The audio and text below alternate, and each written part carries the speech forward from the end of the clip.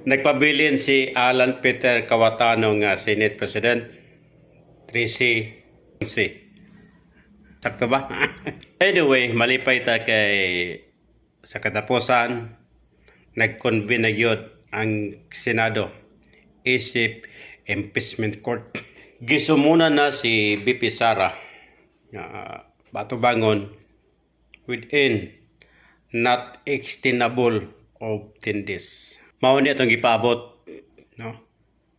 Nga madayon ang impeachment trial. Wa ta mag-apas nga makonbikto kay tanawa ni ron majority mga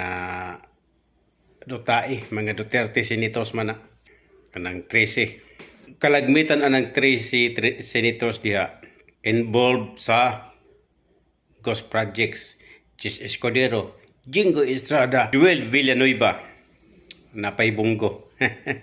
Unsa iyang involvement?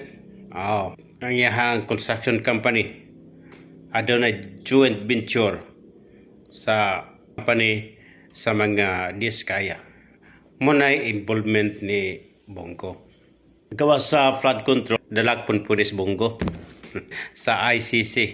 Ibalo man ta nga usa siya sa mga co-perpetrators. So, ng mga senador, adunay mga kaso kinahanglang manubag labi nas BP Sara Duterte.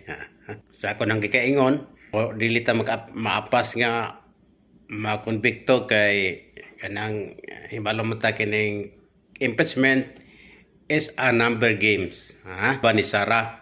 Ang ato lang makita, madayag sa publiko ang iyahang mga binuhatan. Makita nato ang mga ebidensya uting kayo na ipakita sa publiko, makita sa publiko, funded sa mga drug lords o sa fugo. Na ito ang giapas diha. Anyway, bisag dili sa ma-convicto sa impeachment, doon na may ombudsman. Adunay parallel investigation ang ombudsman. Bahalag Mr. Tinky mo lang gihapon ang Senate President, at least wala niya madayon og langay-langay ang impeachment trial. Karon si Peter Cayetano wala siya nahimo tungod sa public pressures.